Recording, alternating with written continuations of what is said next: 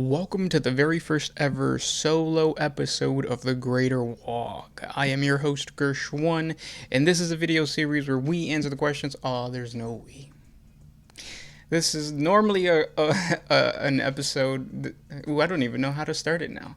This is a video series where we answer the questions left by you, the viewer. If you have a question for us, comment down below. Put question in front of your question because we get to those questions first. The Sound Alchemist could not be with me today. If you guys want to know why, a link is at the top of this video. That will explain everything. But we will carry on, and I will fill in or try to do my best without him. First question comes from Devin Howell. This is more of a scenario than an actual question. But if the Imperium reclaimed a planet and the whole population was made of blanks, how would it pay out? It would be really good. For the Imperium, obviously. The Imperium uses blanks for a couple different reasons. First of all, there's not that many blanks. Check out yesterday's video, or yesterday we talked about who's more powerful, a living saint or a blank, and we also explained a little bit what a blank is. I'll do it again, just so you don't have to watch that video. But basically, a blank is a human with the pariah gene. The pariah gene cancels out the warp. They don't have any type of connection to the warp, nor does the area around them. As a matter of fact, most psychers that are around blanks, they feel bad. They feel like something's off, something's not right. My connection to the other side of to the other world, the upside down, basically. My connection to the Immaterium is completely disconnected, so there is a sense of dread for those psychers that come up against a blank. Therefore, they are really good in the Officio Assassinorum. They're good in the Inquisition and the Sisters of Silence.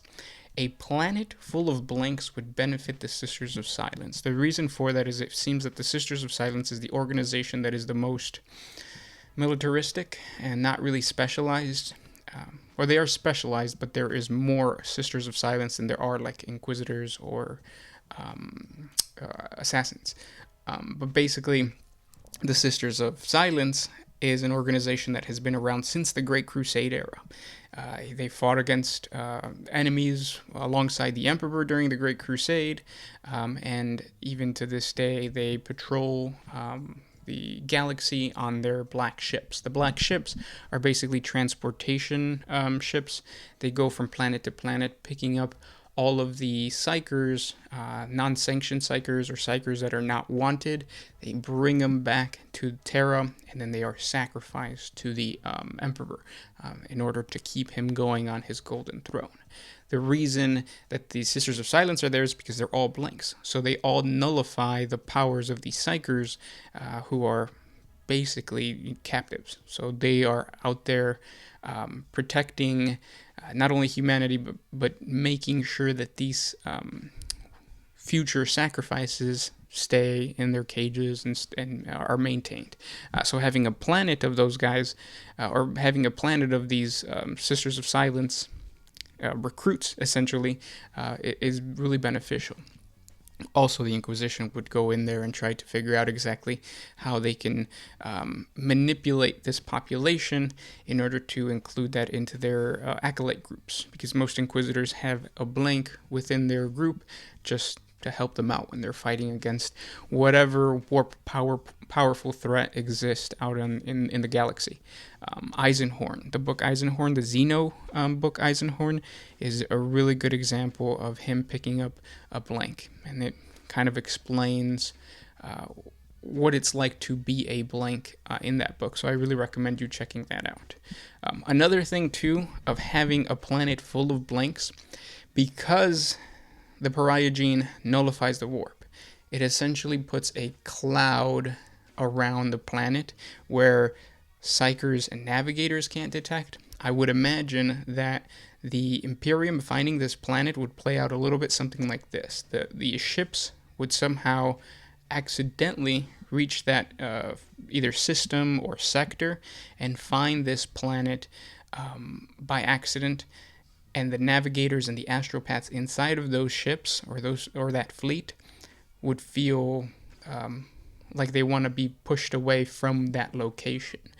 It would have to be like a rogue trader or some type of Imperial Navy captain that draws them in by force, because navigators and astropaths are psychers and they don't want to go anywhere near blanks. An entire planet of blanks would basically just be a magnet, and everything is the opposite pole, or like the same pole, so it pushes everything away. So just like what I would assume would happen is that the Inquisition would take this planet, take that like that effect of pushing the psychers away, and they would use it to kind of have a planet to like a quarantine planet almost, where only the Inquisition has control of it. Another way to think about it is like Titan for the Grey Knights. It is hidden away. None of the Imperial, or most of the Imperium doesn't know about it. I would assume that this planet would be the same. It would be the perfect hideout for an Inquisitor who wants to keep factions that are psychically powerful, which is pretty much every single ordo within the Imperial Adepta, out of there. So you would have that. You would have a really good recruitment planet for the Sisters of Silence and any other organization that uses blanks. So the Assassinorum is another cool one. But you would also have a planet that is perfect for hiding out. So that would be really fun to play around with in the lore. If you want to create lore for a Space Marine chapter, you should check out our 40 facts on the Exorcists. I think they are. The Exorcists have blanks within their chapter, which is pretty cool. Good question. Next one. This one comes from Dante Val. What is Grimdark to you? Because I came into the lore relatively recently, and I sure see differences in our vision of the universe of 40K as it stands right now.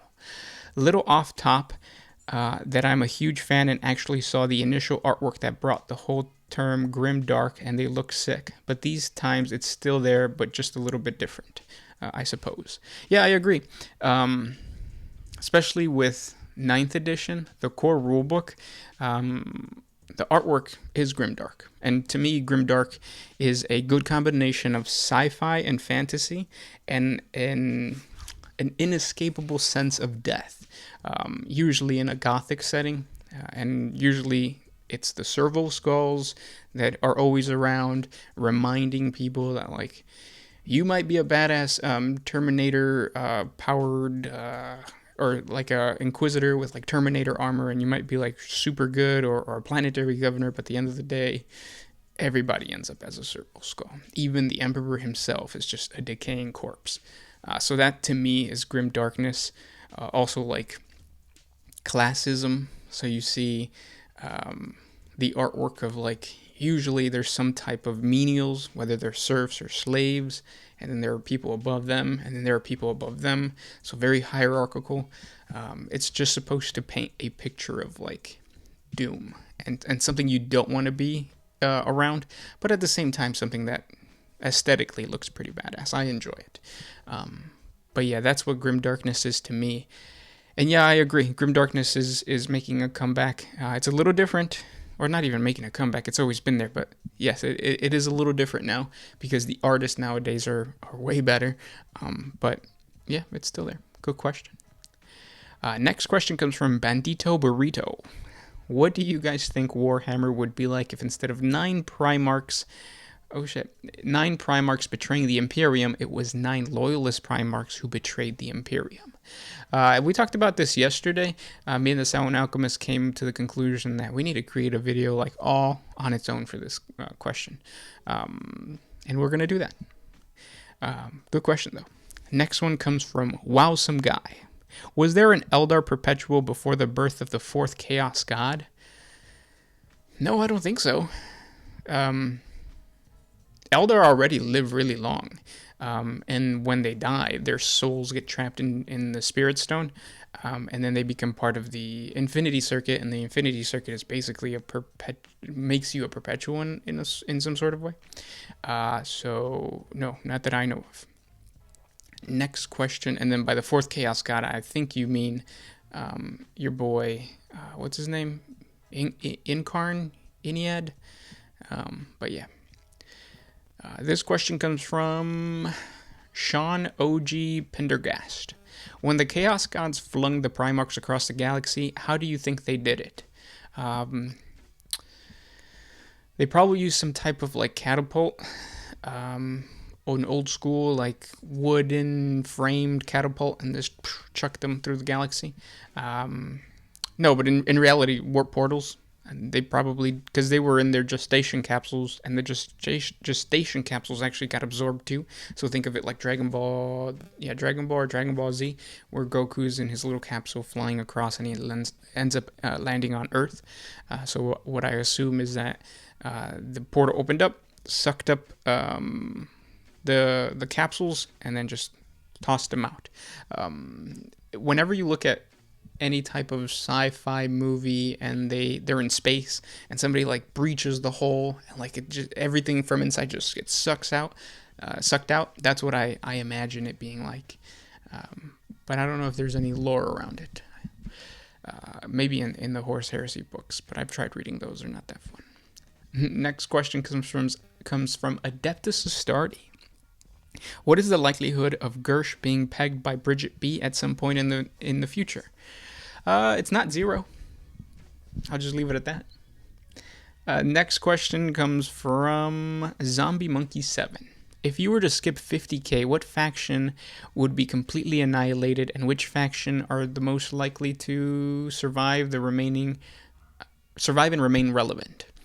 So the faction that would probably end up dying, that's a tough one, because my initial thought was like, oh, the Eldar. The Eldar would be the first to completely like get wiped out because they're dying anyways. But they're so good at hiding in the webway that I don't think that they would be the ones to die. In reality, oh man, that's a tough one. The Tau, maybe, just because the Tau seem to be expanding a little bit too much, and their whole thing was the fact that the Imperium didn't see them as a threat. But now that they're on their 5th sphere of expansion, and if you look at the most recent maps with the Cicatrix Maledictum, they've covered a huge portion of the Ultima Segmentum. So now the Imperium, that's a huge red flag, and maybe the Imperium might go and completely obliterate them. What's saving them now is the fact that Chaos and Tyranids are a much bigger threat than the Tau. But it's only a matter of time, in my opinion. Good question. Next question comes from Jake Windle. What was your daily life like for what was daily life like for the average citizen of the Imperium before the Horus Heresy, while the Emperor had his true vision of the Imperium in place? There was more technological progress, and there was a lot more rediscovery happening. In the current 42nd millennium, if new technology is discovered, it's usually only the Adeptus Mechanicus that gets a hold of them, and on top of that, it's dangerous. It's like they kind of have to keep it hidden, otherwise other ordos of the Grander Imperium will find out about it and try to hurt whatever organization found it first, or try to vilify the Adeptus Mechanicus because they're like playing around with xenotechnology or stuff like that. So back in the day, if they discovered an STC, if they discovered some type of new technology, it was more of like, okay, cool, how can we use it to better the Imperium? And obviously the daily life was better because of it, because there was progress. That's not saying that it wasn't grimdark and that a lot of people still lived in hives, because hives have existed forever, but it was slightly different. Also, it depends on what location, because a lot of the nations, the human empires that weren't, they didn't bend the knee to the Emperor as he was coming along on his Great Crusade, would get destroyed. So obviously, war brought death and destruction to these human empires, so their daily life would be trash. But the daily life of the people on the Imperial fleets would be like, oh, cool, I have a purpose, I have a goal. Which is another thing, too. I think the Great Crusade gave humanity a goal, and that was translated in their daily life. Like, they were doing things with a purpose, to expand, and not to expand, but to rediscover the galaxy in the name of the Emperor and in the name of humanity. Whereas now it's just kind of like we're just trying to stay alive, trying to make sure that our powers stay our powers.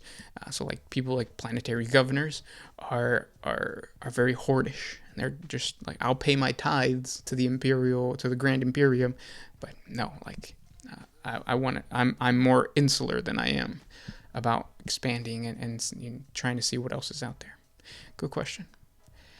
Next question comes from Mr. Irish.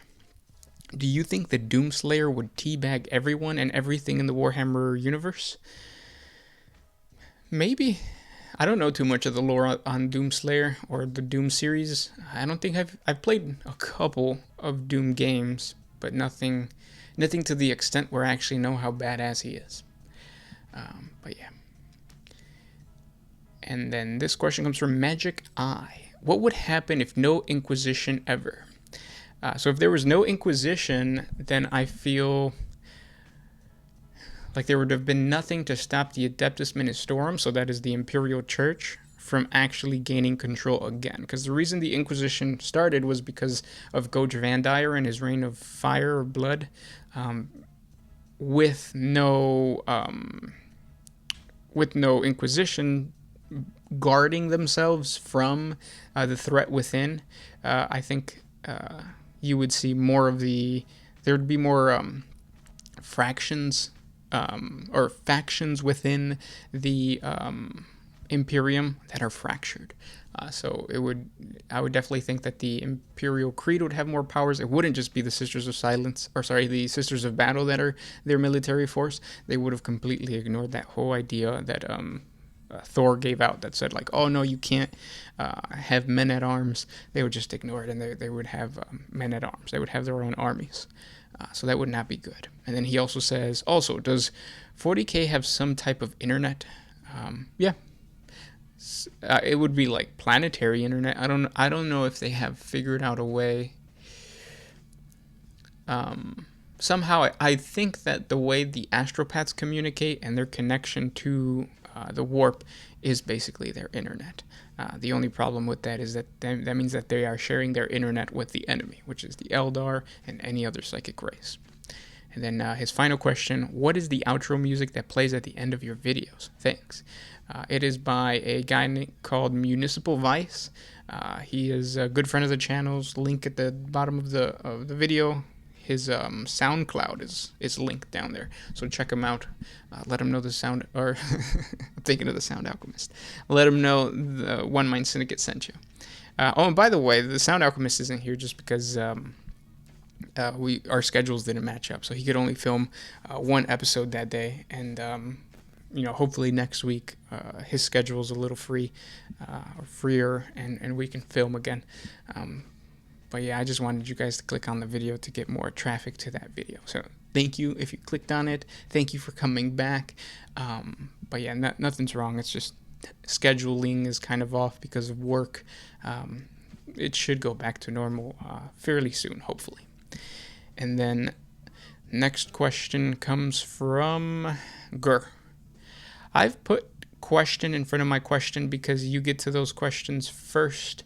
My question is, how many times can you fit question in a question before the question makes no sense as a question?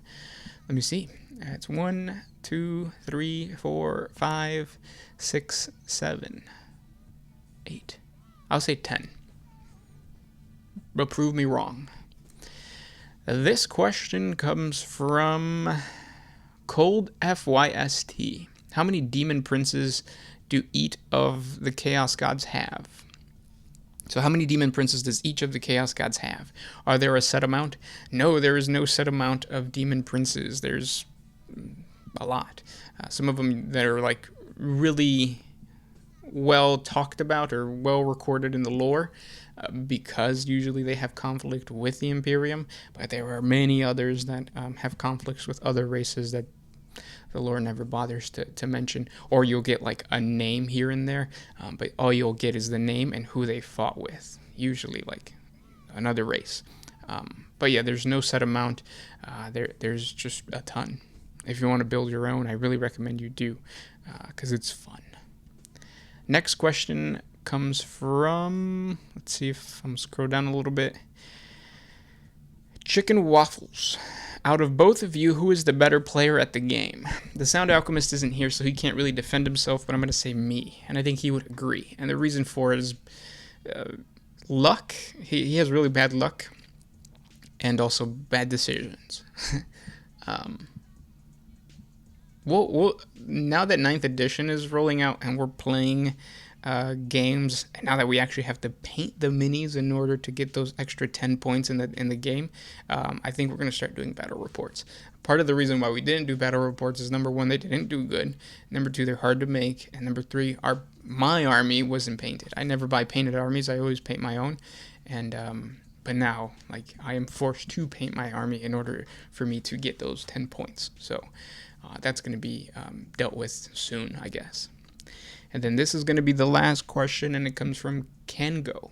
If you trick enough orcs that you are a chaos god, can you be one? No. So orc energy or WAAAGH energy works a little bit different than just like wishing something or believing something and it happens. I see it more as like probability control from HeroClix. Shout out to all of our HeroClix players that are still watching. Basically, like, if you have a gun, if the orc has a gun and he shoots it, pulls the trigger, normally that gun would not work. But because the orc is lucky, the odds are in his favor through warp manipulation that is biological, and it was implanted there by the old ones. Think of Shadow Cat, I think it is, from the Marvel universe, where it just seems like everything fits the right way. And then you give that gun over to a human, they pull the trigger, it might work, but most of the time it's just going to blow up in their hand. And those were the questions for today. If you guys have more questions for us, comment down below. The Sound Alchemist should be back next time, so it will be questions for both of us. Thank you guys so much for listening, and I'll talk to you tomorrow. This was Gershwan with One Mind Syndicate, signing out.